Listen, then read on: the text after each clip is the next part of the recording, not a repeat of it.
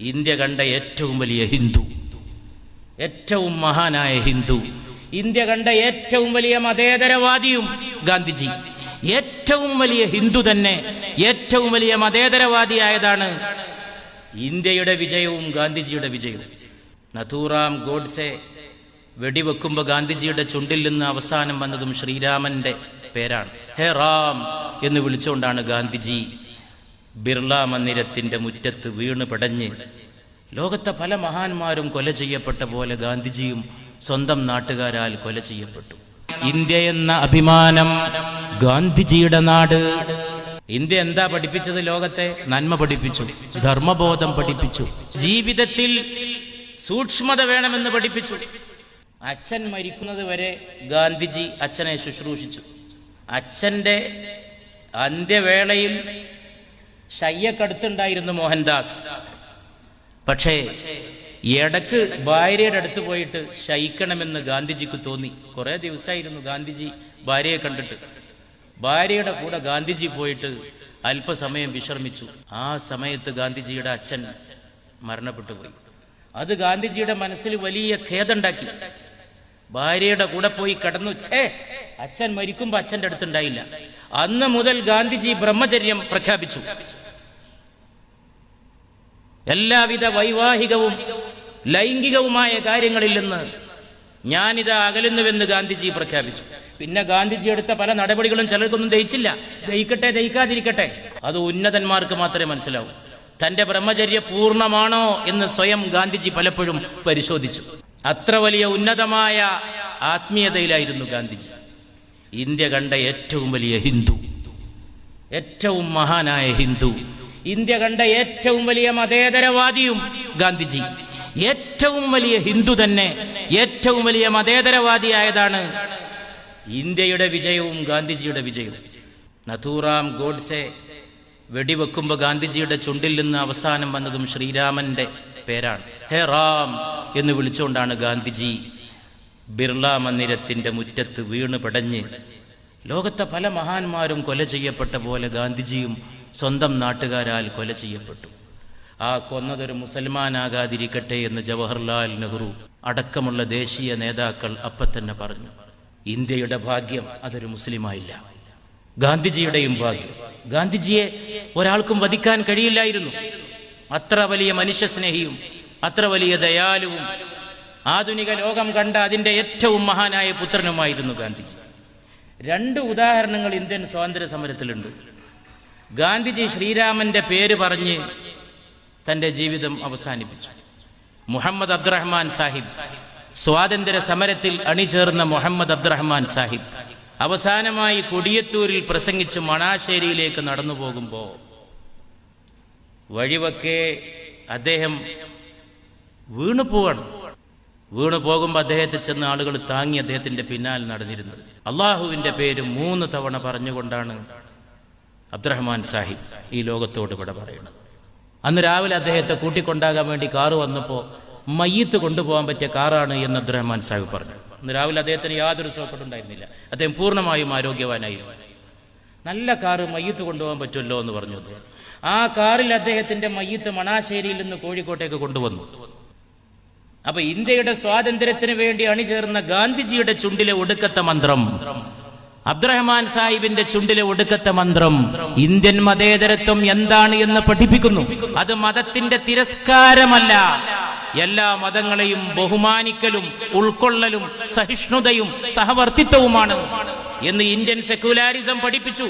അതിന്റെ ജീവിക്കുന്ന മാതൃകകളായി ഇവരെയൊക്കെ കാണുമ്പോ പരിശുദ്ധ റസൂലിന്റെ ഓർമ്മകളിലേക്ക് ഗാന്ധിജി പോയപ്പോ ഗാന്ധിജി ഒരു ദിവസം പറഞ്ഞു, അല്ലാഹുവിന്റെ ദൂതരെ, ദൈവദൂതരെ, ഞാൻ എൻ്റെ കണ്ണിന്റെ മുമ്പിൽ കാണുകയാണ്.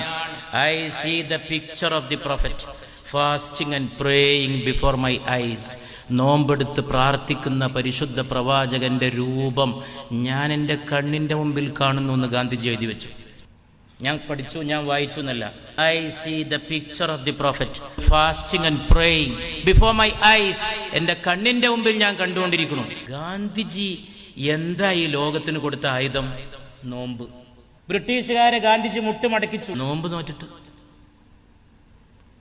വലിയ ബ്രിട്ടീഷ് ശക്തിയെ ഗാന്ധിജി ഇന്ത്യയിൽ നാട് കടത്തി. എന്താ ഗാന്ധിജിയുടെ കയ്യിൽ? ബോംബില്ല, ഒരു വാളില്ല, ഒരു പിച്ചാക്കത്തില്ല. ഗാന്ധിജി ആയുധങ്ങൾക്കെതിരായിരുന്നു, ഗാന്ധിജി ഹിംസക്കെതിരായിരുന്നു. ഗാന്ധിജിക്ക് ഒറ്റ ആയുധമുള്ളൂ. ഗാന്ധിജി കുട്ടികളെ പോലെ വാശി കാണിക്കുമായിരുന്നു. അദ്ദേഹത്തിന് എന്തെങ്കിലും നേടണം തോന്നിയാൽ ഉടനെ പറയും ഞാൻ നോമ്പ് വിൽക്കുന്നു പറയും. അപ്പം എല്ലാവരും പേടിക്കും. കാരണം നോമ്പ് വിൽക്കുക എന്ന് പറഞ്ഞാൽ ഒരു വെള്ളമില്ല കിടക്കാൻ എന്തെങ്കിലും പറ്റിയാൽ ഒരു നാട് മുഴുവൻ ഉത്തരം പറയേണ്ടി വരും. ഹിന്ദുക്കളും മുസ്ലിങ്ങളും തമ്മിൽ ആൾ തുടങ്ങി. ഉടനെ ഗാന്ധിജി പറഞ്ഞു ഞാൻ നോമ്പ് വിൽക്കണമെന്ന് പറഞ്ഞു. വേറൊന്നും പറഞ്ഞില്ല.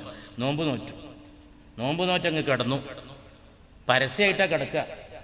നോമ്പ് നോറ്റ് എല്ലാവരും കൂടെ ഉള്ളിടത്ത് കിടന്നു. ഒരു വെള്ളമില്ല, ഒന്നുമില്ല. അപ്പോഴേക്ക് ആയുധങ്ങൾ വന്നിട്ട് ഗാന്ധിജിയുടെ മുമ്പിൽ കൂമ്പാരാകാൻ തുടങ്ങി. ഹിന്ദുക്കളും മുസ്ലിങ്ങളും അവരുടെ കയ്യിലുള്ള സകല ആയുധങ്ങളും ഈ മെലിഞ്ഞ മനുഷ്യന്റെ മുമ്പിൽ. മരം കോച്ചുന്ന തണുപ്പിൽ ഇംഗ്ലണ്ടിൽ മഹാത്മജി കപ്പലിറങ്ങുമ്പോൾ വിൻസ്റ്റൺ ചർച്ചിൽ പറഞ്ഞു ഇതാ വന്നിരിക്കുന്നു ഇന്ത്യയുടെ അർദ്ധനഗ്നനായ ഫക്കീർ, the half naked fakir of India. ഫക്കീർ എന്നാണ് വിളിച്ചത്. ഫക്കീർ.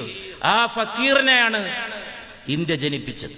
ഇന്ത്യയുടെ ഏറ്റവും വലിയ സന്താനം ഒരു ഫക്കീറായിരുന്നു. ഫക്കീർ എന്നുള്ളത് ഒരു മുസ്ലിം പദമാണ്, ഒരു അറബ് പദമാണ്. വെറും ദരിദ്രനെയല്ല ഇസ്ലാമിൽ ഫക്കീർ എന്ന് വിളിക്കുന്നത്. പുറത്ത് ദരിദ്രനാണെങ്കിലും ഉള്ളുകൊണ്ട് സമ്പന്നതക്കാണ് ഫഖർ എന്ന് പറയാം. അൽ ഫഖ്റു ഫഖ്റി എന്ന് റസൂലുള്ളാഹിന്റെ ഒരു ഹദീസ് ഉണ്ട് സല്ലല്ലാഹു അലൈഹി വസല്ലം. അൽ ഫഖ്റു ഫഖ്റി, ദാരിദ്ര്യമാണ് എൻ്റെ അഭിമാനം. Poverty is my pride. അമർത്യാസന്നാണ് ഒരു പക്ഷേ ആധുനിക കാലഘട്ടത്തിൽ ദാരിദ്ര്യം ഒരു ശാപമല്ല എന്ന് പറഞ്ഞ സാമ്പത്തിക ചിന്തകൻ.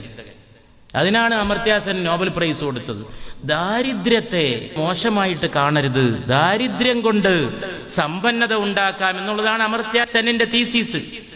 അവരൊക്കെ വലിയ ആളുകളാണ്. ഞാൻ ഡൽഹിയിൽ വെച്ച് അമർത്യാസെന്നുമായിട്ട് ഒരിക്കൽ സംസാരിക്കുമ്പോൾ അദ്ദേഹത്തിൻ്റെ മകളുണ്ട് കൂടെ. അപ്പോൾ എന്നോട് ഇംഗ്ലീഷ് സംസാരിക്കുമ്പോൾ അമർത്യാസെൻ തൻ്റെ മകളോട് ബംഗാളിയിലാണ് സംസാരിക്കുന്നത്. അതാണ് അവരുടെയൊക്കെ മഹത്വം. നമ്മളെ ചില ആൾക്കാരെ മാതിരിയല്ല. ഞാനൊരു വീട്ടിൽ പോയി അടുത്ത കാലത്ത് ഒരു പെമ്പറിനോട് പുറത്തു നിന്നിട്ട് കോൾ അളിയങ്ക, കോൾ അളിയങ്ക, അളിയനെ വിളിക്കുന്നാണ് പറയണത്. എന്നാ പിന്നെ അത് രണ്ടും ഇംഗ്ലീഷിലാക്കി കൂട്ടാ. കോൾ അളിയങ്ക എന്ന് പറഞ്ഞിട്ട് ഔലും ചെരുപ്പും തമ്മിൽ കൂട്ടണോ? ഞെട്ടിപ്പോയി. എൻ്റെ കൂടെ യാത്ര ചെയ്ത കാറിലുണ്ട് കുട്ടികളുണ്ടായിരുന്നു. ഓല് പറഞ്ഞു നിങ്ങൾ കേട്ടത് നിങ്ങളും കേട്ടോ എന്ന് ഞാനും ചോദിച്ചു. ആളുകളുടെ ഒരു ആഭാസം നോക്കണം. മലയാളം പറയാൻ പുച്ഛം. അവനാൻ്റെ ആളുകളെ കാണുമ്പോൾ വേറൊരു ഭാഷ പറയുന്നവന് മാനസികമായൊരു തകരാണ്ട് നിങ്ങൾ വിശ്വസിക്കണം. അവനാൻ്റെ ആളുകളെ കാണുമ്പോൾ ആ ഭാഷയിലെ ഭാഷ മറ്റൊരാളെ കാണുമ്പോൾ ഇപ്പം നമുക്ക് ആ ഭാഷ തിരിയാത്തവരോട് പറയാനാണ് വേറെ ഭാഷയുടെ സഹായം. ഒരു അറബി സഹോദരൻ നമ്മൾ കണ്ടു, അദ്ദേഹത്തിന് നമ്മളെ മലയാളം അറിയില്ല. അപ്പോൾ അറബിയിലോ ഇംഗ്ലീഷിലോ സംസാരിക്കണം. അവിടെ മറ്റൊരു ഭാഷയുടെ സഹായം തേടി വന്നു. നമ്മളെ സ്വന്തം നാട്ടുകാരെ കണ്ടാൽ അവരോട് വേറൊരു ഭാഷയുടെ ആവശ്യം എന്താണ്? നമ്മൾ ചില ആളുകൾ ശ്രദ്ധിക്കും, നമ്മളെ നാട്ടുകാരേറ്റൊക്കെ ഇരുന്ന് വർത്താനം പറയുമ്പോൾ ചില പുതിയ അഭിനവ വിദ്യാസമ്പന്നർ വരും. ഇവരൊന്ന് തുടങ്ങും ഇംഗ്ലീഷിൽ വർത്താനം പറയാൻ. ഇംഗ്ലീഷിൽ വർത്താനം പറയണത് നമ്മൾ ഒപ്പിരിക്കുന്ന ആളുകളെ അവഹേളിക്കാനാണ്. ഇംഗ്ലീഷിൽ അയാൾ സംസാരിക്കുന്നത് നമ്മളൊപ്പിരിക്കുന്ന ഇംഗ്ലീഷ് തിരിയാത്ത ആളുകളെ അവഹേളിക്കാനാണ്. ഞാൻ അത്ര ആളുകളോട് എന്ത് ചെയ്യുമെന്ന് പറഞ്ഞാൽ അയാൾ എത്ര ഇങ്ങോട്ട് ഇംഗ്ലീഷ് പറഞ്ഞാലും ഞാൻ അങ്ങോട്ട് മലയാളത്തിൽ തന്നെ മറുപടി പറഞ്ഞുകൊണ്ടിരിക്കും. അവസാനം അയാളും മലയാളത്തിലേക്ക് മടങ്ങും. ഇതൊക്കെ ഒരു സംസ്കാരത്തിൻ്റെ അപകർഷതാബോധമാണ്. അമർത്യാസൻ ലോകത്ത് നോബൽ പ്രൈസ് കിട്ടി. മകളോട് ബംഗാളി മതി എന്ന് അമർത്യാസൻ തീരുമാനിച്ചു. അവനവൻ്റെ വീടിനകത്ത് മാതൃഭാഷയാണ് ഏറ്റവും നല്ലത്. അതിലേ ഉണ്ടാവുള്ളൂ സ്നേഹം, അതിലേ ഉണ്ടാവുള്ളൂ ആത്മാർത്ഥത, അതിൽ കൃത്രിമത്വം ഉണ്ടാവില്ല.